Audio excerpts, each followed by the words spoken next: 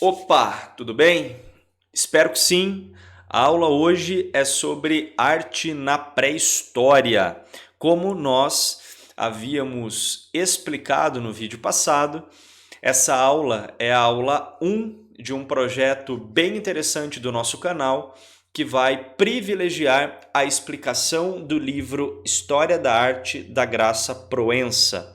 Livro esse utilizado por centenas de escolas em nosso país, utilizado por milhares de alunos destas instituições e também muitos alunos estudam esse livro por conta, muitos alunos estudam esse material por conta e muitas vezes há alguma dificuldade de entendimento, de compreensão de alguns detalhes da matéria. Então, a ideia surgiu realmente de realizar um curso explicando esse material, explicando esse livro. Pegue o seu caderno, se você tem o livro, pegue o seu livro e a partir de agora a gente vai mergulhar nesse primeiro capítulo, nessa primeira unidade histórica do livro da Graça Proença, que trabalha, como vocês estão vendo, a arte na pré-história. Pessoal, é muito importante que antes de nós começarmos a destrinchar a narrativa histórica, é fundamental que vocês já tenham, em algum momento da sua vida escolar, em algum momento dos seus estudos, analisado a complexidade que esta palavrinha tem na análise cultural, na análise histórica e na análise social dos povos que habitam a Terra. Sabe por quê? Porque definir arte é algo, na minha visão, impossível. A partir do momento que você define arte, a partir do momento que você fala que X é arte, você está indiretamente, talvez, falando que Y deixa de ser. Só que quando nós vamos analisar sobre um viés cultural, nós sabemos que em diferentes períodos, que em diferentes tempos, que em diferentes momentos, algumas manifestações, talvez, quando elas surgiram, não eram consideradas como uma obra-prima, como uma obra de arte, mas depois, ao longo do desenvolvimento da humanidade, ao longo do desenvolvimento desses povos, aquela mesma manifestação que anteriormente não era considerada arte, passa a ter esse valor artístico. Por que eu estou explicando tudo isso? Porque é muito válido que vocês, se ainda não tiveram, mas que vocês possam ler, e eu inclusive vou deixar um material complementar a respeito destas discussões de o que é arte.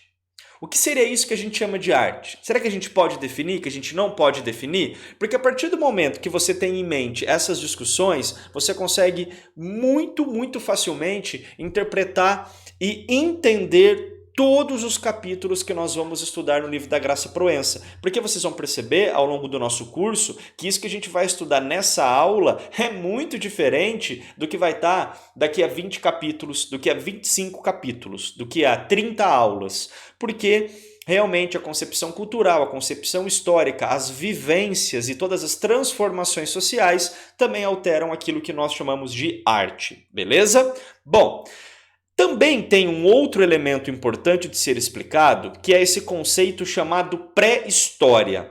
Pessoal, didaticamente, vocês sabem que pré-história é aquele período na história das civilizações onde nós não tínhamos a escrita, correto? Sim, esse conceito é passível de discussão por grande parte de historiadores, por grande parte de pesquisadores? Sim, não entraremos nesse viés, não entraremos nessa zona de análise, mas eu só quero que vocês tenham em mente, sempre antes de iniciarmos um capítulo, que você saiba o porquê que a Graça Proença utilizou aquele título, o porquê que os livros utilizam aquele título e porquê que os livros utilizam aquele conceito. Então, propriamente, o que nós vamos estudar? Nós vamos estudar nesse capítulo manifestações humanas que aconteceram nas diferentes civilizações, porque não vamos estudar só um povo neste momento onde a humanidade não conhecia a escrita como nós conhecemos hoje, tudo bem?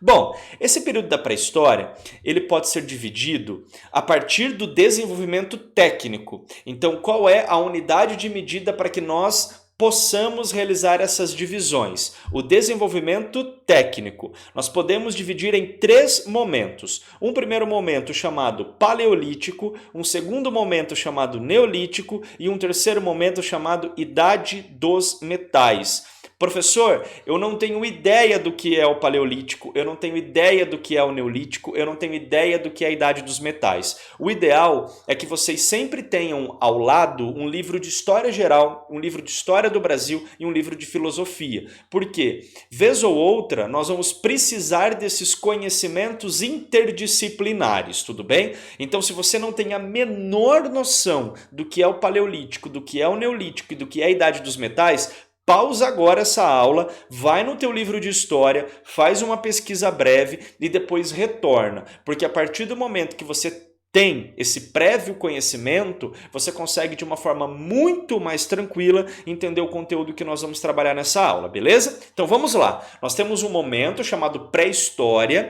dividido a partir da nossa referência bibliográfica, a partir do nosso livro da Graça Proença, em 3 momentos: paleolítico, neolítico e idade dos metais. E tudo isso levando em consideração o desenvolvimento, o progresso técnico, beleza? Bom, como nós temos um período chamado pré-história, obviamente, nós não temos fontes escritas, nós não temos documentos escritos. Professor, como nós vamos estudar um período histórico sem ter documentos escritos, sem ter uma descrição de como os homens e as mulheres do período pré-histórico viviam, o que eles comiam, o que eles faziam, o que eles deixavam de fazer e como eram os seus rituais? Porque o estudo desde o ensino fundamental 1, que a história ela só é feita a partir de fontes, e a principal fonte para se estudar história, pelo menos quando nós passamos a ter a escrita, são os documentos escritos. Só que, alunos, nós podemos estudar história sem necessariamente ter um documento escrito.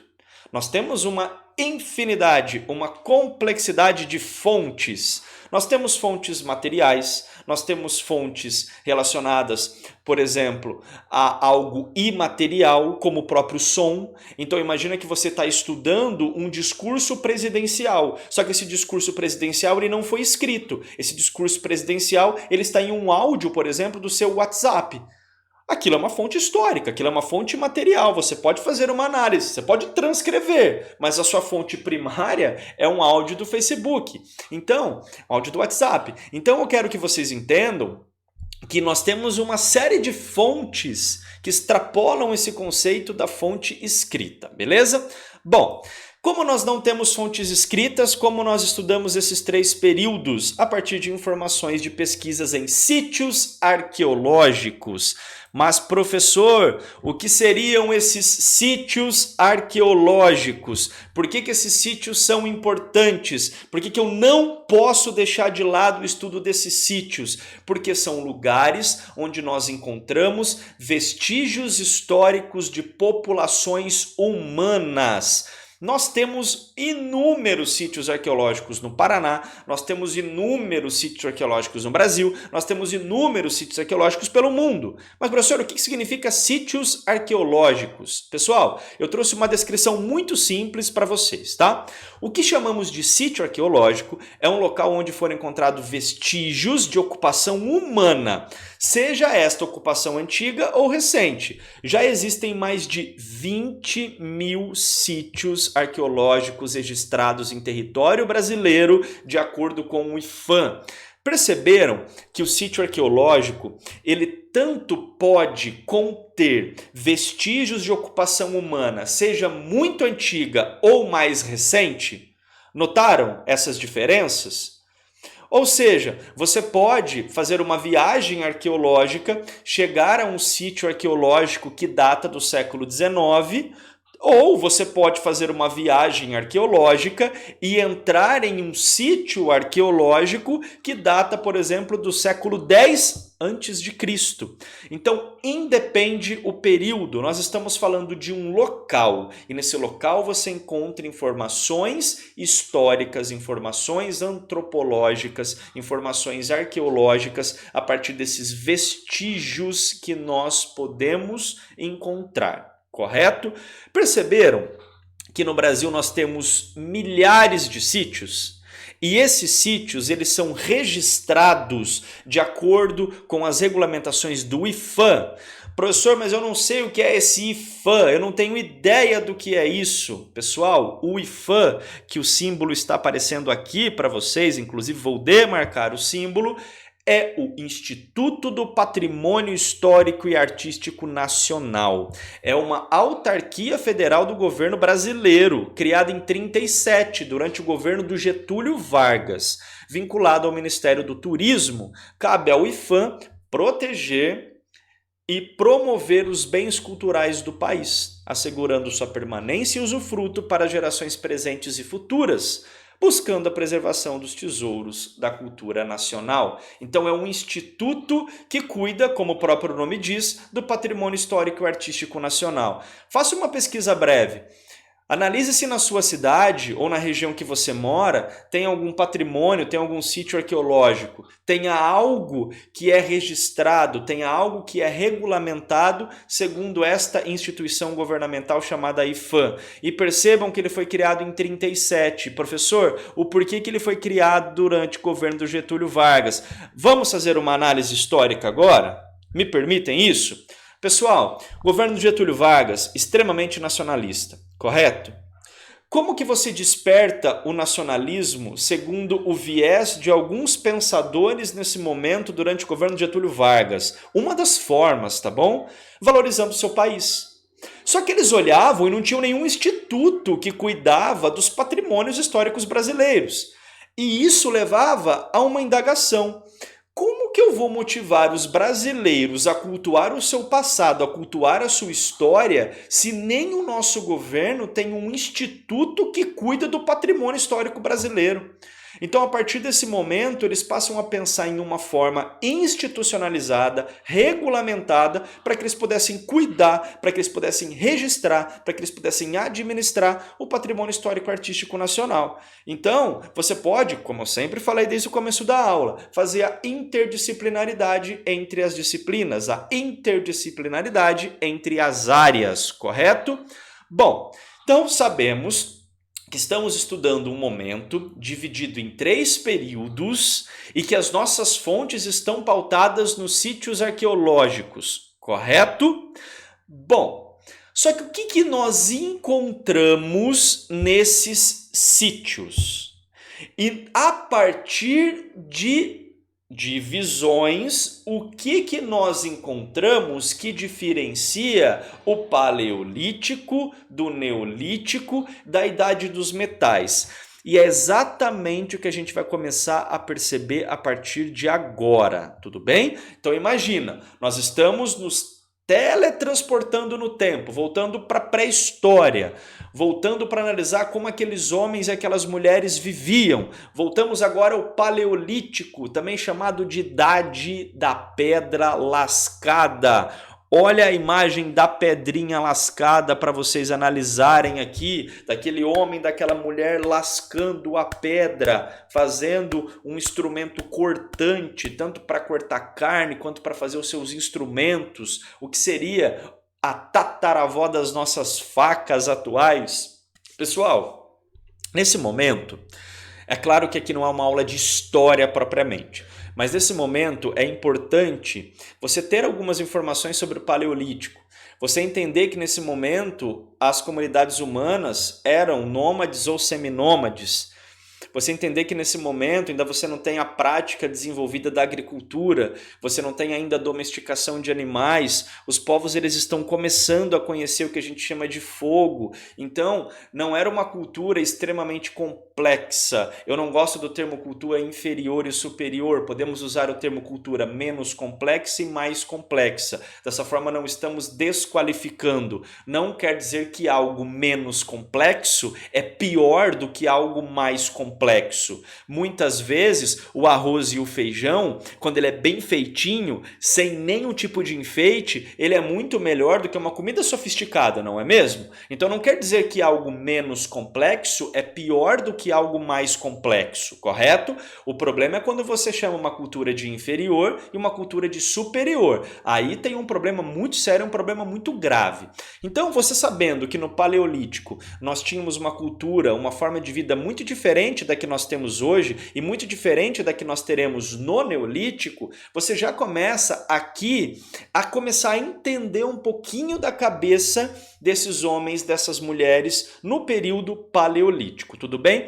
Vocês com certeza vão ter no material complementar, que é só clicar no link da descrição para baixar esse material, as datas. Eu não vou ficar preenchendo a nossa aula de data, tá bom? As datas elas surgem naturalmente na vida de vocês conforme vocês entendem o conteúdo. Então, se você é aquele aluno mais atencioso, mais cuidadoso, você quer as datas na sua linha do tempo, baixa o material complementar que ali estão as datas. Ali você vai perceber como que a Graça Proença ela delimita de onde até onde vai o Paleolítico, de onde até onde vai a Pedra Lascada. Essa idade é extremamente importante para a nossa análise. Mas vamos lá.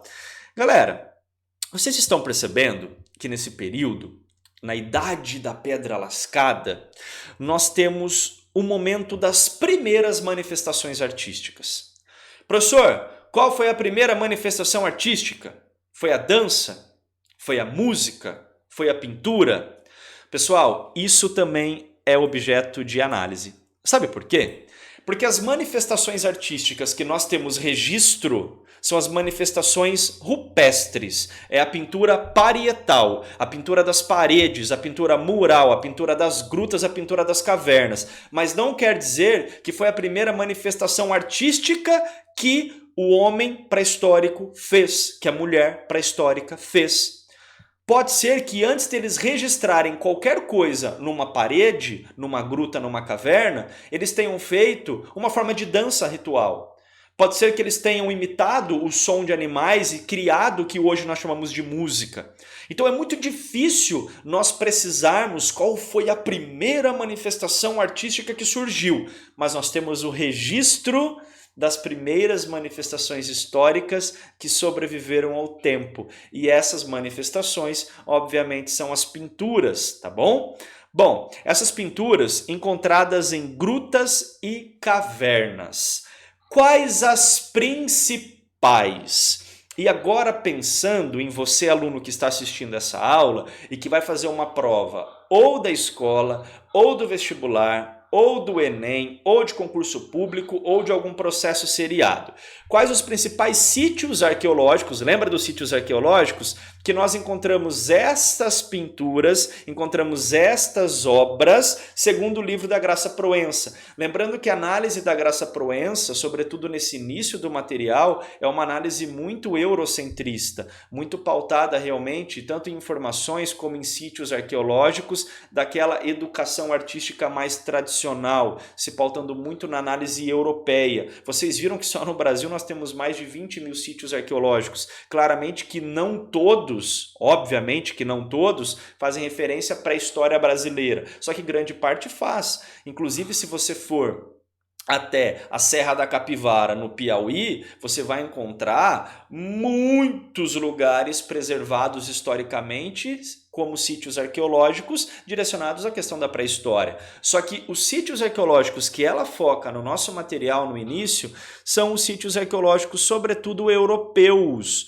Percebam que nós temos sítios franceses, o principal que pode aparecer para vocês, com certeza, a caverna de Lascaux, e nós temos também a caverna de Altamira, tá bom? Chauvin também é muito importante, tá? Esses são os sítios arqueológicos que nós temos registrados no material. E como o objetivo do nosso curso é explicar o material, é importante que vocês tenham essas informações registradas. Poderíamos analisar outros sítios? Poderíamos, mas aí perderíamos o nosso fio da explicação e extrapolaríamos o nosso objetivo. Então, beleza. Eu sei que no Paleolítico aconteceu essas primeiras manifestações. Muitas dessas manifestações foram encontradas em sítios arqueológicos europeus, como vocês estão vendo. Mas quais eram essas manifestações? Será que nós temos, já de imediato, essas imagens que vocês estão vendo aqui? E é agora que nós começamos a estudar algo muito legal. As primeiras manifestações eram muito simples, não eram aqueles desenhos que vocês viram. As primeiras manifestações têm o nome de mãos em negativo. Estão observando essas mãozinhas registradas? Ô professor, todas essas mãos aqui foram registradas no mesmo período, no mesmo dia, no mesmo ano? Não. Pesquisas arqueológicas falam que se nós fôssemos datar essas mãos, muitas dessas mãos aqui foram registradas muitas vezes até com séculos de diferença de uma para outra. Professor, essas mãos eram todas mãos só de homens ou todas mãos só de mulheres? Pessoal, não conseguimos ter essas explicações. Professor, por que eles começaram a registrar a sua mão? O que aconteceu na história da humanidade que as pessoas começaram a registrar a mão? Qual foi o start? É muito difícil explicar isso, gente.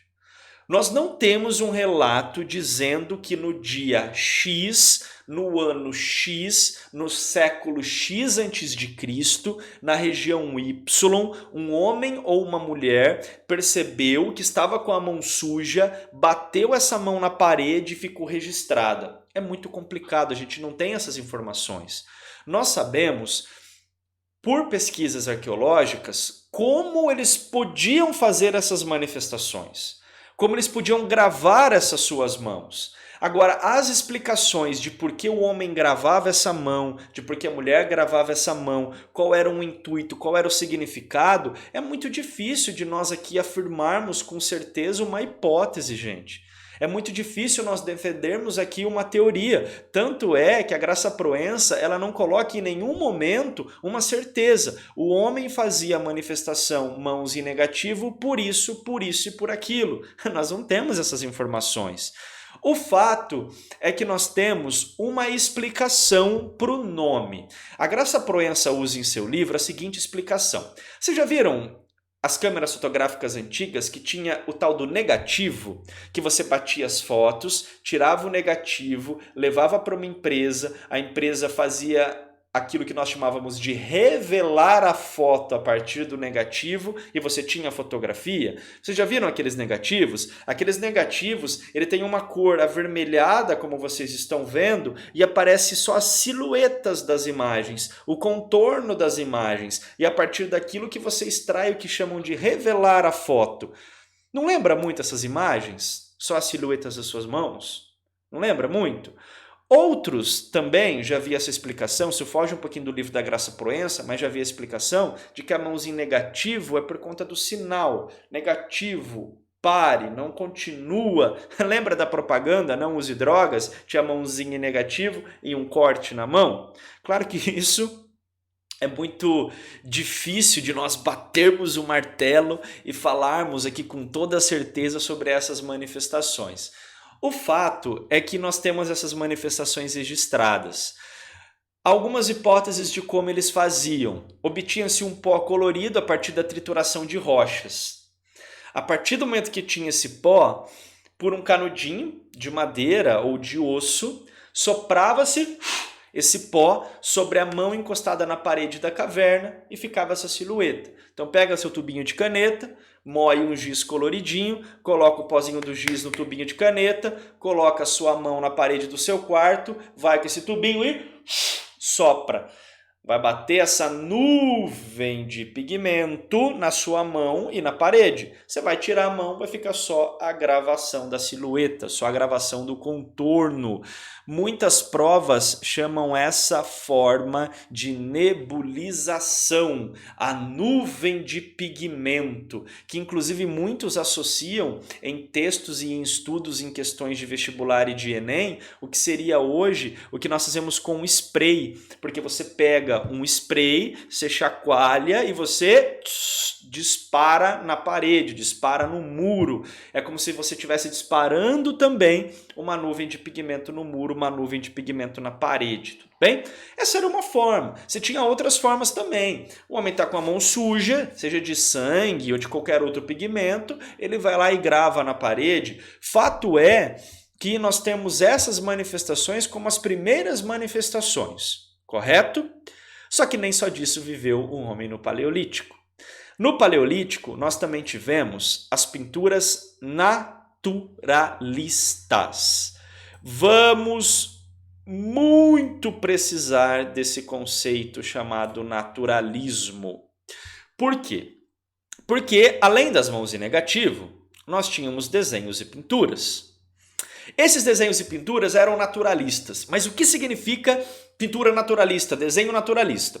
O artista do Paleolítico representa os seres do modo como os via de determinada perspectiva, isso é, reproduzia a natureza tal qual sua visão captava. Percebam que eu tenho aqui um animal. O artista, quem fez essa obra, que hoje nós chamamos de artista, mas na época ele nem tinha ideia desse conceito. Ele via esse animal, ele caçava esse animal, ele lidava com esse animal no seu cotidiano e ele registra na parede. Mas por que ele faz isso? Por que essas imagens elas são naturalistas? É a forma que ele via. Percebam os detalhes. Percebam os detalhes. É uma pintura muito bem feita. Uma pintura muito, muito próxima àquilo que ele via. Essas imagens, carregadas de traços fortes que expressam a ideia de vigor para representar os animais que temia ou os grandes animais que caçava, como o bisão. E aqui nós temos uma motivação muito importante. Nós temos várias explicações, nós temos várias hipóteses. Uma das hipóteses defendidas: o homem ele ia caçar e antes da caça ele representava aquele animal que ele queria matar. Por que ele fazia isso? Porque muitos estudam e falam que dessa forma era como se ele imaginasse, nessa forma ritualística, que ele estava prendendo o animal ao seu domínio, ao seu poder. Imagina você agora na tua casa, você é um sujeito pré-histórico, você vai sair para caçar amanhã, você quer matar um elefante, você vai na parede do teu quarto e grava esse elefante machucado, porque dessa forma você imagina que você vai matar esse elefante, isso faz parte de um ritual. Dava certo isso? Pintou o elefante, saiu para caçar, matou o elefante? A gente não sabe, nós não temos uma pesquisa do Ibope que afirma que tantos por cento das vezes que eles pintavam, eles matavam e quando não pintavam, não matavam. Essa é só uma das explicações. O que une o artista caçador, que inclusive a Graça Proença fala, tá? Que daqui a pouquinho vai aparecer esse conceito para vocês. Outra explicação também é que o homem, que o sujeito pré-histórico, ele retrata aquilo que ele vê. Ele retrata aquilo que ele vê. Ele viu o animal, ele retrata o animal. E tem uma outra explicação muito interessante. Como eles davam muito valor a essa questão da natureza, pessoal, olha o que muitos falam. Como tudo vem da natureza, a partir do momento que eu, sujeito pré-histórico, pinto aquele animal na parede, é como se eu estivesse gestando juntamente com a força da natureza aquele animal. Vou explicar. Imagina que estamos com falta de passarinho. E precisamos de passarinho porque vocês sabem que os pássaros têm uma função no meio ambiente. A gente vai até uma caverna e pinta milhares de passarinhos. Porque nós imaginamos que a partir do momento que nós pintamos esses milhares de passarinhos, a natureza vai nos fornecer esses passarinhos. Olha que ritualístico, olha que mágico, olha que interessante. Como que eles pintavam? Eles usavam, obviamente, materiais naturais, óxidos materiais, ossos carbonizados, carvão, vegetais e sangue de animais, gordura de animal, fezes e uma série de outros materiais. Como pincel, utilizavam inicialmente o dedo, mas há indícios também do emprego de pincéis feitos com penas e pelos. Muitas vezes até trituravam esses minerais, trituravam esses materiais, tinham a utilização de algum aglutinante, que podia ser água, sangue, gordura, urina ou qualquer outra forma, faziam o que seria hoje a tinta e faziam essas pinturas, faziam essas retratações que vocês estão vendo. Mas só de pintura vivia o sujeito pré-histórico do Paleolítico? Não. Eles também faziam esculturas. Tá vendo essa gorduchinha que parece um pão de queijo? O nome dela é Vênus de Willendorf. Essa gorduchinha que vocês estão vendo, ela é extremamente importante para a história dos estudos pré-históricos. Ela foi encontrada em 1908 na Áustria, próximo à cidade de Willendorf. E provavelmente foi feita entre 24 mil anos antes de Cristo ou 22 mil anos antes de Cristo. Ela tem só 11 centímetros. Sabe o que é interessante? Percebam que é uma figura feminina. Por que o homem pré-histórico fez uma figura de 11 centímetros? Os rituais eram muito importantes para aqueles povos. Eles precisavam de gente, precisavam de filhos, precisavam de população para fazer as atividades cotidianas, obviamente. A reprodução era muito importante. E como eles associavam muito do que eles viviam aos fenômenos naturais, à natureza, olha o que eles imaginavam. A partir do momento que eu crio uma escultura, um objeto utilitário, ritualístico, com as formas avolumosas, com os seios, com o quadril, representando a fertilidade, representando a gravidez feminina, representando a reprodução, naturalmente eu vou atrair esses bons fluidos da natureza. Como ela é pequenininha, provavelmente o dono ou a comunidade dona dessa escultura levava conforme as suas viagens, porque eram povos nômades ou seminômades. Então, olha que forte essa questão do ritual. É claro que na época eles não chamavam essa escultura de Vênus, pessoal. Vênus é uma atribuição posterior. Por quê? Porque associam as divindades clássicas, sobretudo romanas, associado à fertilidade. As Vênus. Lembra da deusa? Da Vênus, deusa da fertilidade? Lembra disso? Isso é uma associação posterior. Eles não chamavam isso de Vênus, de Willendorf. Vênus foi porque você atribui um conceito de uma outra cultura a uma cultura muito anterior, e o Willendorf porque é a cidade que ela foi criada, que ela foi encontrada. O fato é que você tem essa grande predominância das figuras femininas, temos uma ausência de figuras masculinas, a Graça Proença traz isso. Isso pode ser discutível, mas nós trabalhamos conforme o livro da Graça Proença, então precisamos analisar conforme o que a nossa autora traz. E há realmente um grande detalhe que vocês estão percebendo em relação às formas, tá? Ou seja, é um ritual. Vamos trazer para o nosso cotidiano, vamos trazer para o nosso viver, para a nossa vivência. Imagina então que você quer ficar grávida e você associa muito daquilo que acontece na sua vida a ideias da natureza.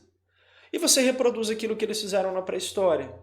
Você faz uma figura sua com seios volumosos, com quadril volumoso, e você anda com aquele totem, você anda com aquele símbolo com você, porque você espera atrair isso para a sua vida. Pessoal, basicamente, as obras do período paleolítico eram essas. Na próxima aula, nós vamos estudar o período neolítico. Na próxima aula, vamos encerrar o período neolítico e a idade dos metais. Tudo bem? Espero que tenham entendido, espero que tenham gostado. O intuito da aula é exatamente trabalhar o livro da Graça Proença e não fazer aqui discussões bibliográficas. Poderíamos fazer isso, mas o nosso intuito é a explicação do livro da Graça Proença. Espero que tenham entendido, espero que tenham gostado. Um beijo no coração de todo mundo. Juízo e estudem, tá bom? Até mais.